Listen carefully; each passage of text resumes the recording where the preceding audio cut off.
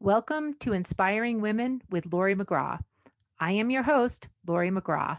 I have spent the past 30 years in leadership, and over the years, I've come to learn one thing: women need women, and not just any women, but inspiring women. Tune in every week to hear from women at the pinnacle of their careers and from others who are just starting out. Episodes can be found at inspiringwomen.show or subscribe on your favorite podcast app. Thanks for listening, and I hope you will be inspired.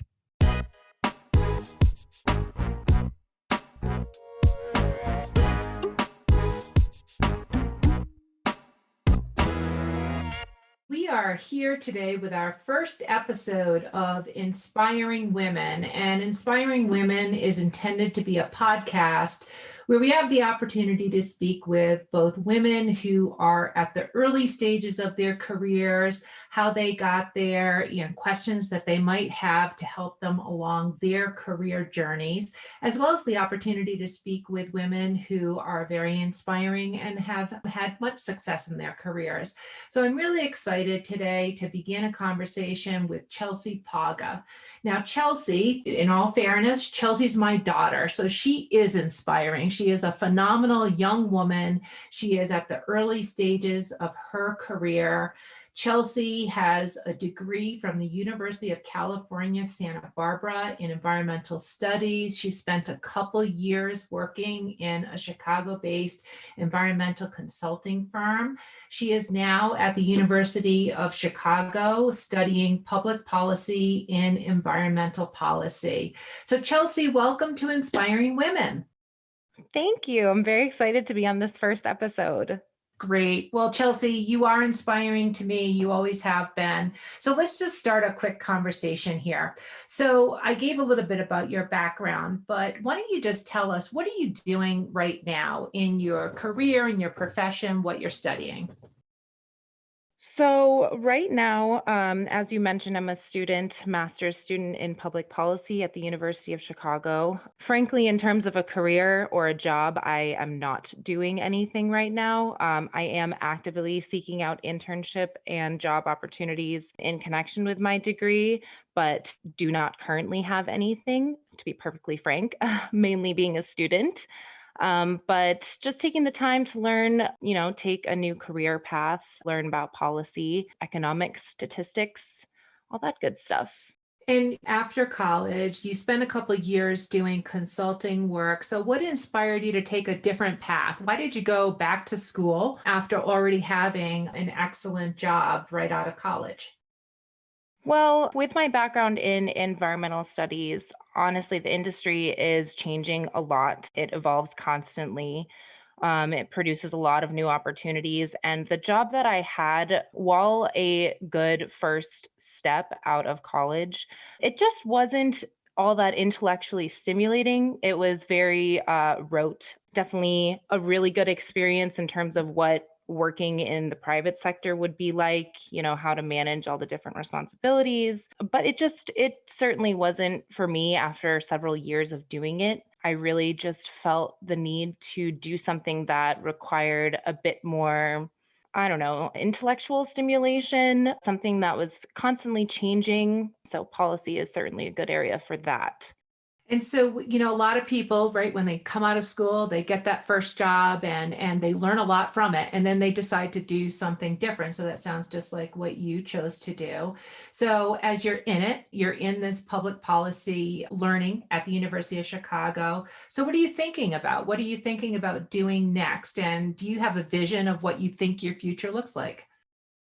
Do I know what I'm going to do next? No. My program's only 2 years, so I do want to be very intentional about how I use my time in the program and really take advantage of all of the opportunities that the university can help provide in terms of, networking opportunities, exploring internships, connections within the program.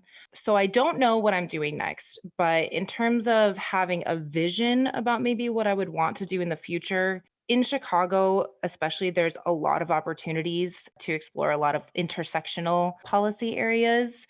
So the stuff that I'm really interested in environmentalism has a lot more to do with social justice kind of healthcare infrastructure, those kind of issues that are arising more and more, rather than, the development of like clean energy. I'm way more interested in environmental justice. So, very vaguely, I would like to find somewhere within Chicago where I can make a difference, and where I can fill that role. Frankly, I'd just like to find a career that values me intellectually and something that I'm excited about working on. So, in thinking about that, Chelsea, I mean, we're in a pandemic, right? It's been a really big year, social injustice, racial injustice, structural racism. So, is some of what you're thinking about influenced by what's happened over the past year? Has that always been a passion? What are you thinking about there? It's definitely been influenced by the past year. I had already been exposed to some of these topics really early on in my undergraduate degree. And frankly, it was something that I had never heard about. When you hear about environmental issues, that is not something that I hear talked about often.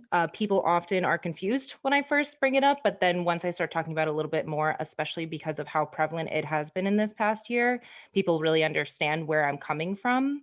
But especially within the pandemic and people my age having a lot more honest and open conversations about it, it just, I don't know, it fires me up. It makes me more excited to think about and talk about these issues. And they're difficult, they're confusing, they're really hard. They're really difficult things to feel like you're making an active, positive contribution towards. So I just feel like because there's so much work to be done there, it's something that I can be really excited about. Well, it sounds like you found something, and it also sounds like you're fired up about it. So you do sound really passionate, and it's great to know that you're sort of taking the learning of the past year and applying it towards something.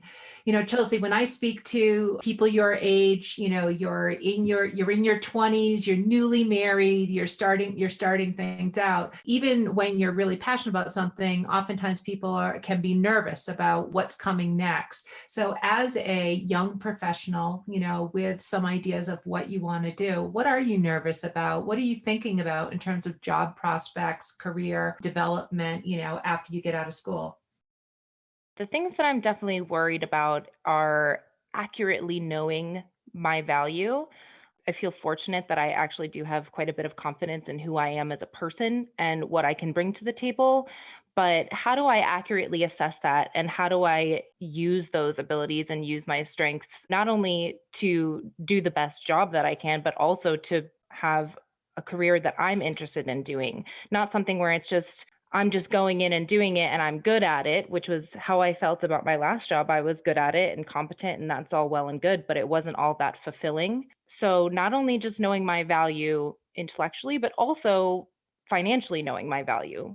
How do I have difficult conversations and ask for more money or ask for a raise or ask for a salary if I don't even fully understand the context of the question of, how do I actually know what to ask for? So that's definitely something I'm nervous about. I get very nervous about any of those difficult conversations that might arise as a result of that.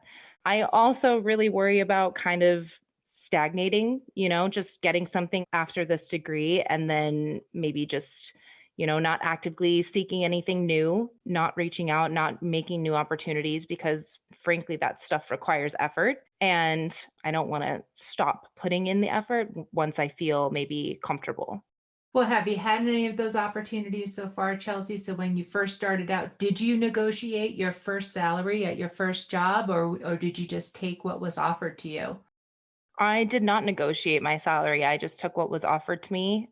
Frankly, because it was a very small company. So, luckily, the conversations were a little bit easier to have in terms of raises down the line, but they weren't very structured. Quite honestly, didn't feel all of that professional. They just felt a lot more casual just because of the nature of a smaller company and just wasn't, working for a large corporation. So, it's definitely conversations that I have not had.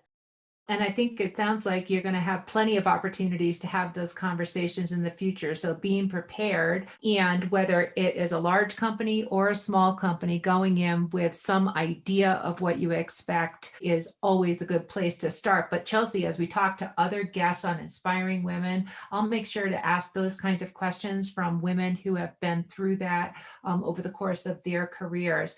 I'll tell you what, it really does sound like you are already on a track to do some really amazing work, Chelsea. And I say that as your mother, as somebody who gets a lot of her own inspiration from seeing the passion and what you apply to every day. So thanks so much for being our first guest here, Chelsea, on Inspiring Women. This has just been really terrific. And as folks want to follow your career journey, where can they find you?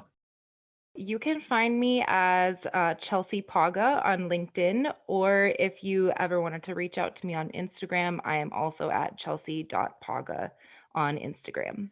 Well, I know I'll be following Chelsea. So thanks so much for a great conversation. We'll see more episodes on the Inspiring Women website. And it's been a great discussion today. Thanks so much. Thank you. I really appreciate it. This has been an episode of Inspiring Women with Laurie McGraw. Please subscribe, rate, and review. We are produced by Kate Cruz at Executive Podcast Solutions. More episodes can be found on inspiringwomen.show. I am Laurie McGraw, and thank you for listening.